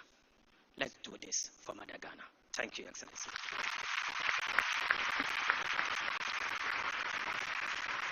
This is the day. A nation of strength, a nation of pride, a nation of freedom and justice. Ghana, 68 years strong and still rising. This Independence Day, we reflect on our journey, review our progress, and reset for the Ghana we want. A brighter future is within reach by embracing our diversity, nurturing our talents, and working together in unity. We can build a prosperous nation. Let's celebrate with the theme, Reflect, Review, Reset. Key events will include 28th February Crossroads shooting incident, 5th March Presidential Awards for school children, and 6th March Commemorative Guard of Honor at the Presidency. Together, let's strive to build the Ghana we want. Ghana, Ayeko!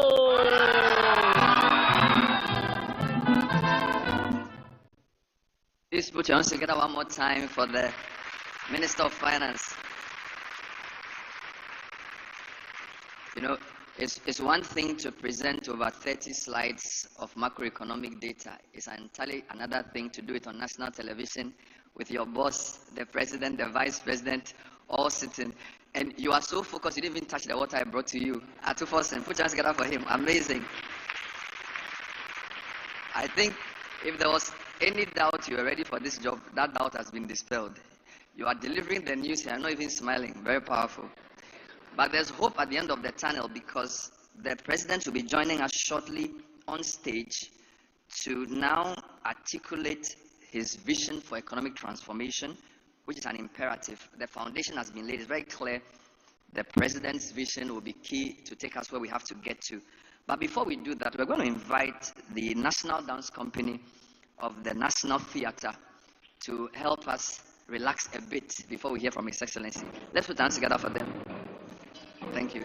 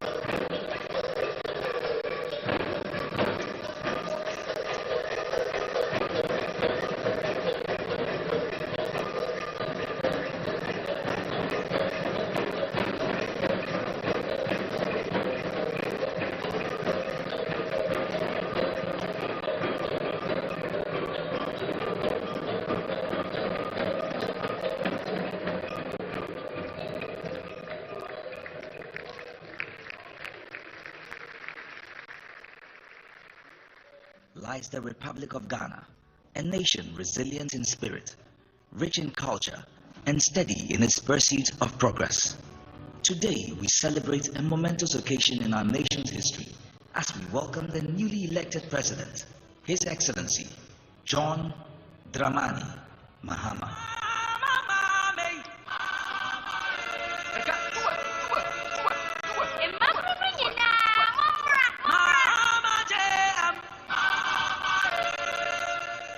A true nation builder, committed to forging a brighter future for all Ghanaians.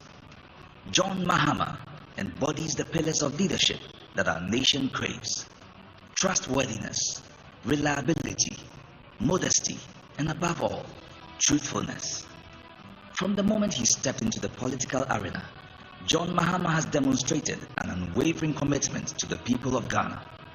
His approachable demeanor, paired with his genuine concern for the needs of the Ghanaian, has earned him their trust. A trust that is pivotal for any leader aiming to guide a nation through challenging times. What I really like about JGM is his humility. The man is simply so down to earth, it's unbelievable. He's so humble, it's unbelievable. I really like that about him. Your mama, Osonyame, Odonyame, Osonyame, Openi Passem, Okitakumapa, Mihuna, Semi, Abema, or you've been so on Yinipem. We are Palau, we are Penu, we are Pepenu, we are Chibu, we are try to be out Fibia, your mama to us. On Casse, we in your tree, we in your way, your mama and Sedipem. President Mahama is practical. He communicates his issues very, very well. And he understands the Ghanaian politics very well. He understands the Ghanaian people very well. And that is what I like about him. The brand, John Dramani Mahama, is not just a name. It represents resilience, strength, progress, and empathy. I believe John Dramani Mahama is loved by many. His personality is so unmatched, and I've heard so much about how he has helped people in their difficult times, even when he wasn't yet a president. His love for God is so admirable, and his love for kids and the youth is so much amazing.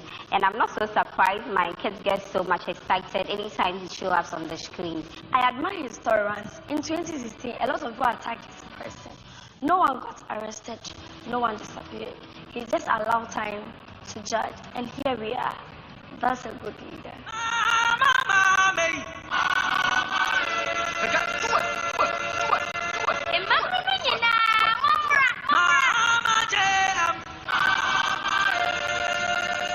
Mahama's previous tenure as president distinguished him as the infrastructure king. His visionary leadership facilitated projects that have transformed our communities. Roads, schools, and healthcare facilities were built and improved. The energy sector received a big boost with excess megawatts of power, laying the groundwork for sustainable development. But the journey is far from over. Mahama has made a solemn promise to reset Ghana's economy, enabling a collective resurgence toward building the Ghana we truly want.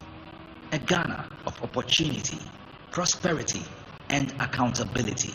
Through his promise of a 24-hour economy, he envisions a nation where jobs are abundant and where people thrive.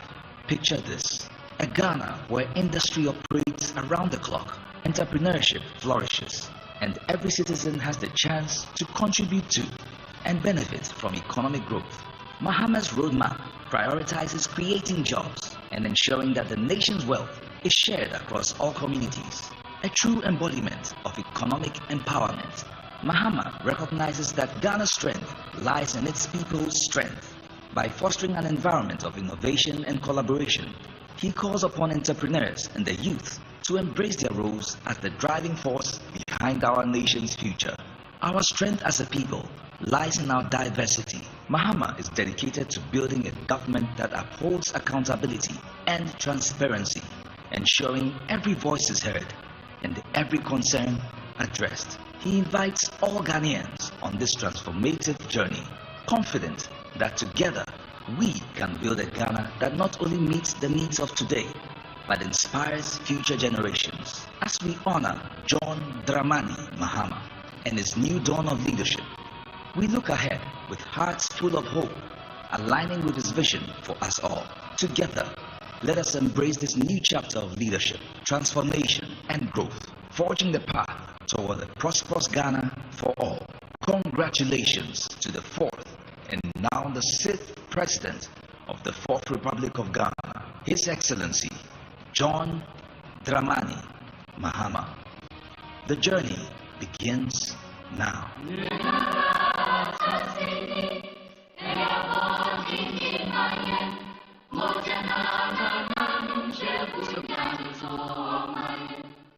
Shall we now rise and on behalf of the chairman of the dialogue, respectfully invite the conference convener, His Excellency John Dramani Mahama, for the keynote address. Please put your hands together for Mr. President.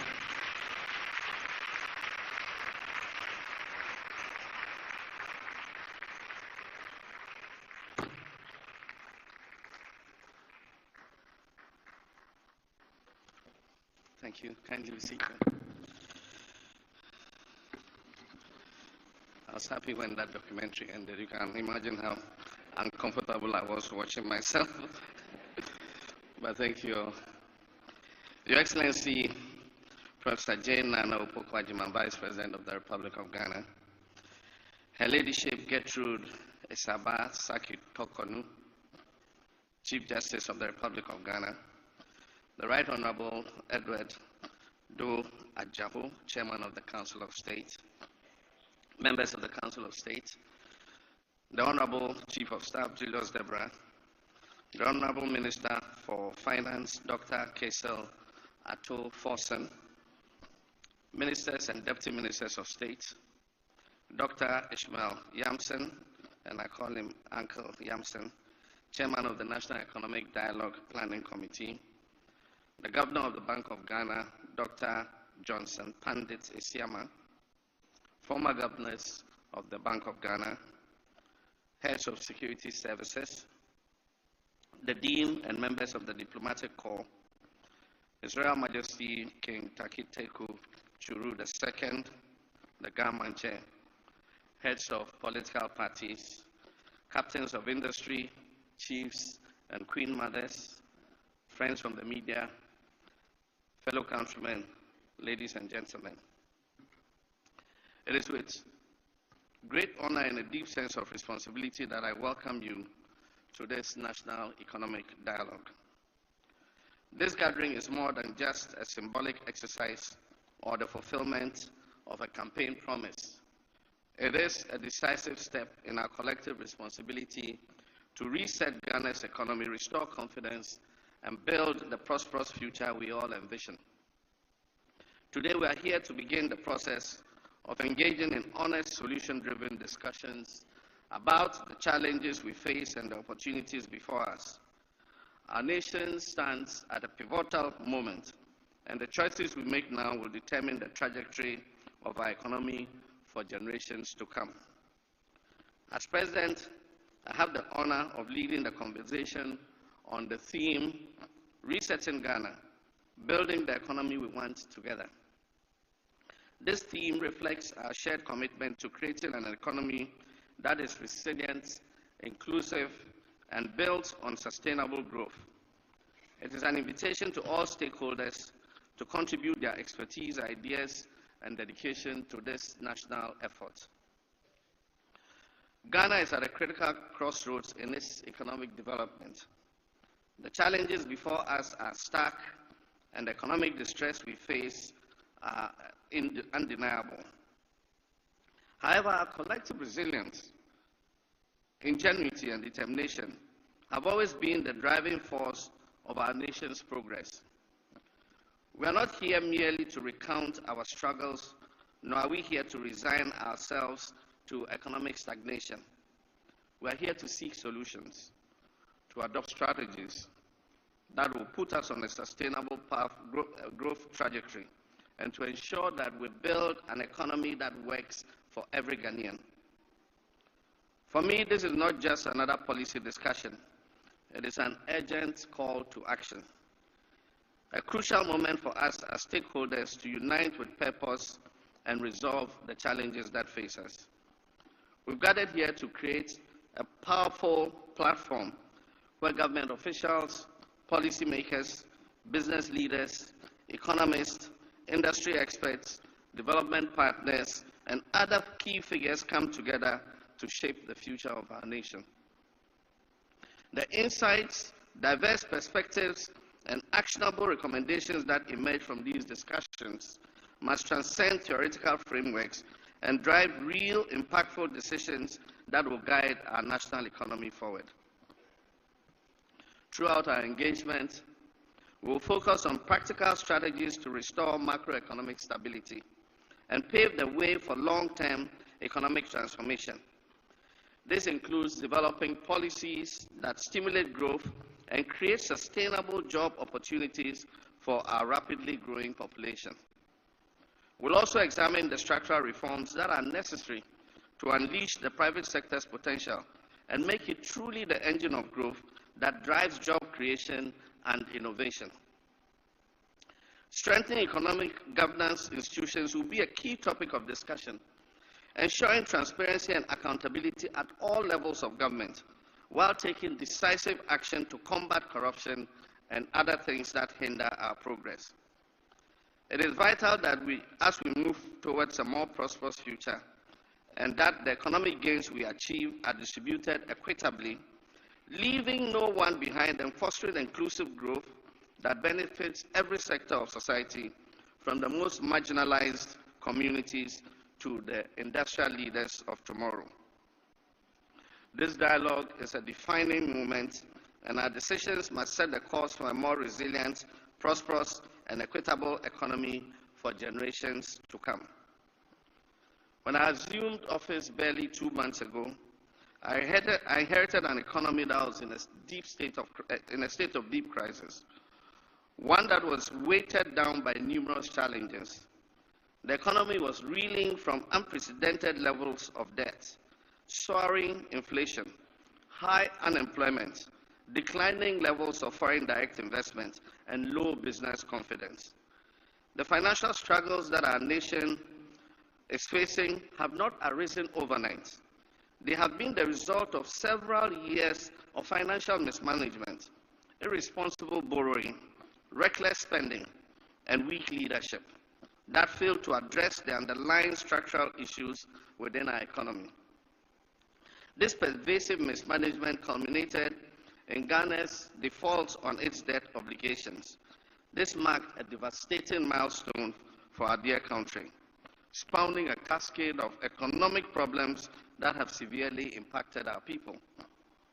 Huge fiscal deficits, excessive government expenditures, and overall financial imprudence have compromised our economic resilience.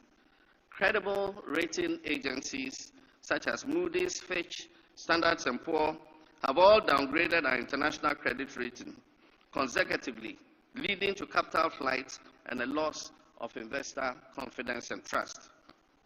The Bank of Ghana, instead of serving as an independent monetary authority, became a financing tool for government's excesses, fueling inflation and devaluing our currency.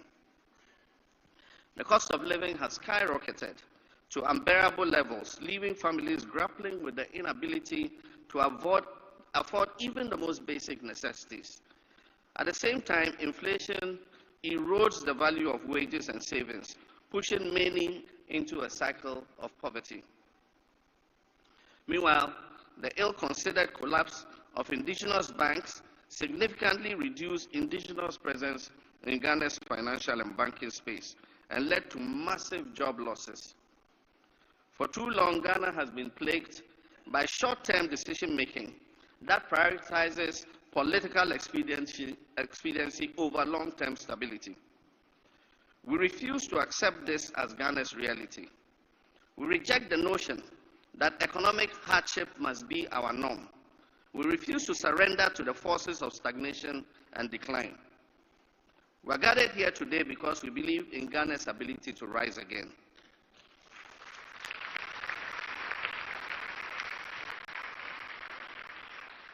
We are gathered here to reclaim our country's economic strength and emerge as a beacon of progress on the African continent. Not only a beacon of democracy, but a beacon of economic prosperity. This dialogue here today must serve as that turning point, a forum where we move beyond diagnosing the problems and instead implement concrete, pragmatic solutions to reposition Ghana on a path of sustainable growth. As President, I am committed to ensuring that the lessons learned from this crisis will shape the decisions we make in the years ahead. The mistakes of the past must not define our future, and I vow to do everything in my power to steer this nation towards a brighter and more prosperous path. My fellow citizens, I know that the road to economic recovery will be challenging, but we must not relent in our quest to rebuild the Ghana we all want for the sake of our children and our children's children. We owe it to ourselves, our children, and our country to rebuild an economy that is resilient, that is sustainable, and capable of delivering real opportunities for every citizen. My priority as President is to restore macroeconomic stability. We must enforce responsible public financial management and ensure fiscal discipline at all levels of government while working to reduce hardships for our people. Under my leadership, the Bank of Ghana's independence will be safeguarded to implement prudent monetary policies that curb inflation, that stabilize our currency, and rebuild our foreign reserves. We must never again allow reckless borrowing and excessive government spending to undermine our progress. Fiscal responsibility must become the bedrock of our national development strategy, and every cedi spent must deliver tangible value to the Ghanaian people. We must review our laws. Thank you. We must review our laws to eliminate excessive waste in the procurement of government supplies and projects. Single-source procurement must be the rare exception rather than the norm. We must also subject government projects above a certain threshold to value for money audits. And just this morning, I was reviewing some of the procurement reports. And there was this procurement for poultry farmers, 10,000 units of something. And it was single source. The reason for single source was urgency. And one company was giving the contract to supply 10,000 units of whatever it was. The supplier and the person who assembles it was not allowed to bid. And so the company that won it went to the supplier, bought the items for 4,500 and came and sold them for 6,600 to government and walked away with 21 million cedis on that supply. I mean, how can you do this? I mean, it was our own company we're running. How would we do a thing like this? But that is government bleeding. Everybody cutting their pound of flesh. That must stop.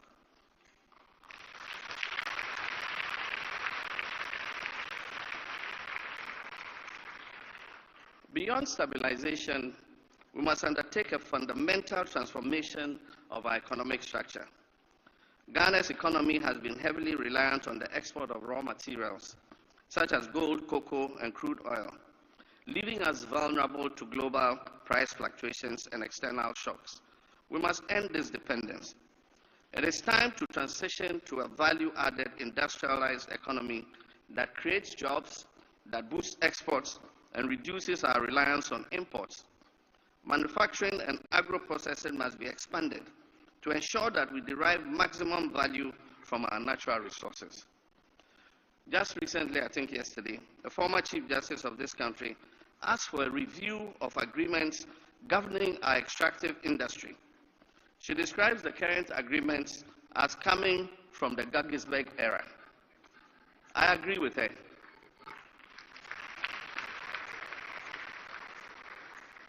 There must be increased indigenous participation in the exploitation of our natural resources.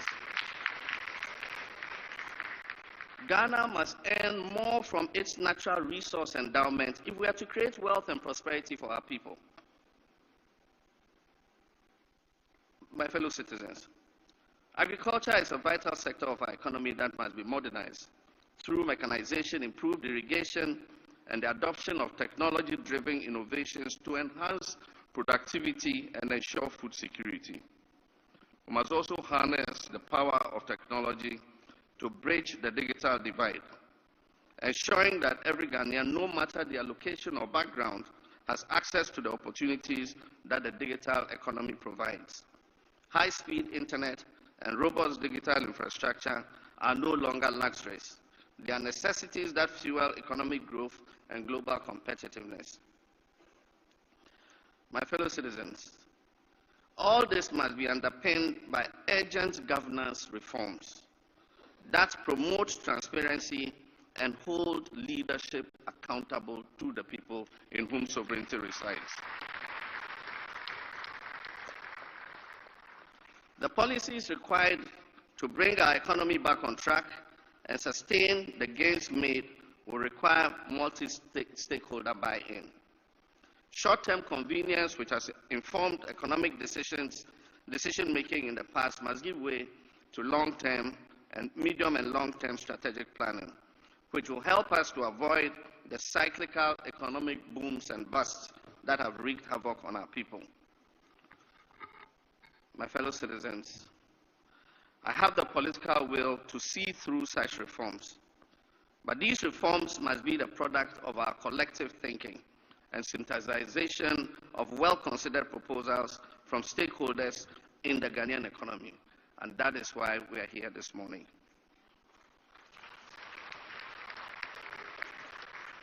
As I had cause to say when I delivered the message on the state of the nation to Parliament last week, consensus building and consultation will be the hallmark of this administration, because I believe that all of us as Ghanaians have a role to play in the development of our dear nation.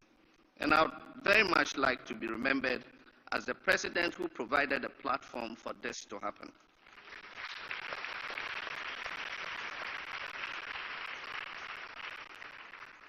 My fellow Ghanaians, a new era is upon us, an era of bold transformation, economic expansion, and limitless opportunities.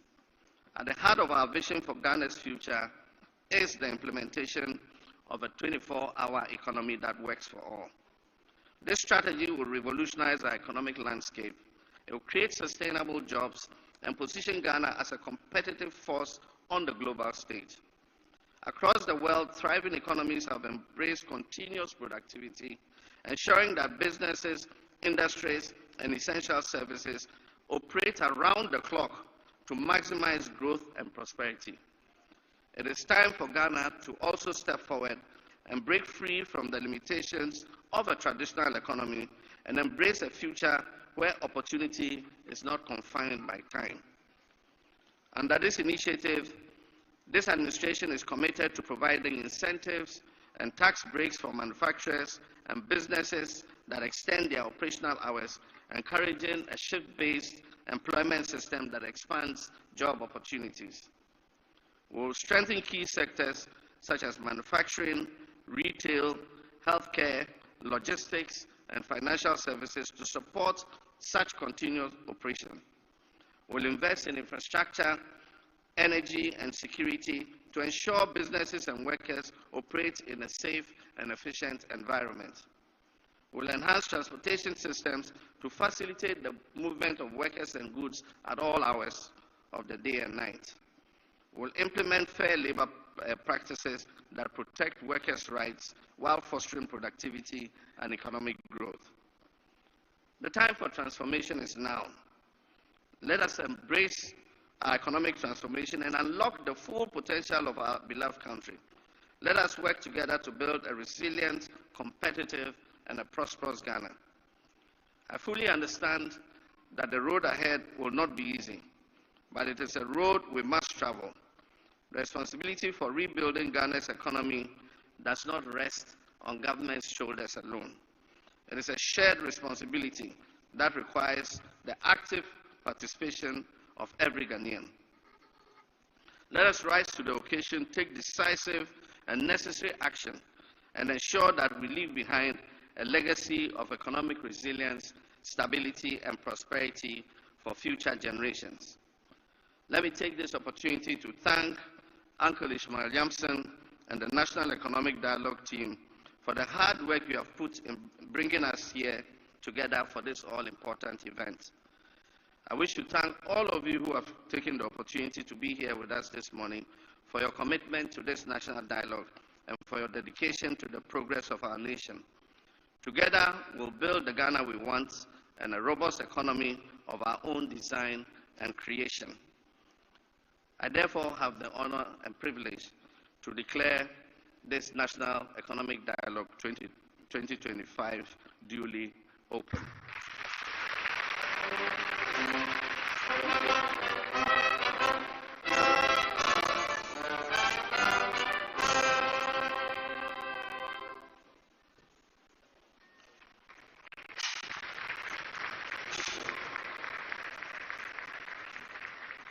Another round of applause, ladies and gentlemen. Indeed, the time for transformation is now, and Ghana will rise again when we all work to make it so. You may kindly resume your seats. Thank you so very much, Your Excellency, for your genuine commitment to leading this new chapter in our history. We're almost at the end of our opening ceremony. We'll take a few pictures now, so I'm going to have to invite Your Excellency back just to the base of the stairs, together with the Vice President, the Finance Minister, and then I'll mention the groups to come and join you. So, Your Excellency, please. The Planning Committee members will be the first to take a group photo with His Excellency and the Vice President, Dr. Ishmael Yamson, if you make way to the stairs, Dr. K.Y. Amwaku, Nelly Mreku, Professor John Gachi, Anthony Sapong. May I also invite the Chief Justice of the Republic to join the photo op. Mohammed Samara, Ernest de Graft Ejir, and Dr. Nimoy Thompson. The Chairman of the National Council of State, please, Honorable Doa Jalho, kindly join as well.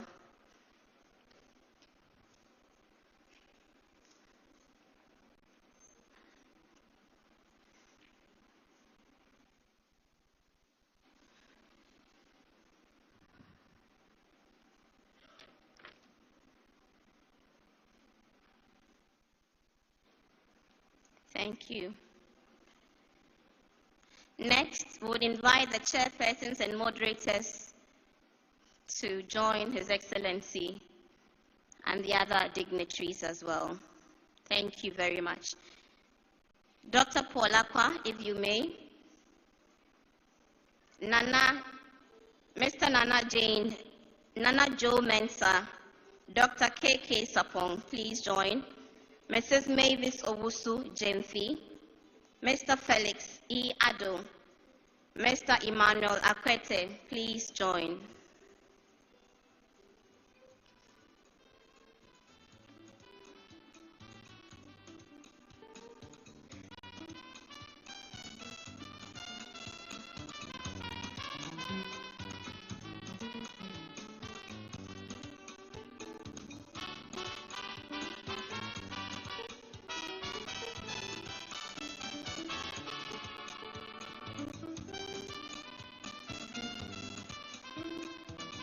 Because we are serious, I don't know whether they should smile or show us a serious face. We are resetting the economy. Thank you very much. And finally, the presenters will join His Excellency for the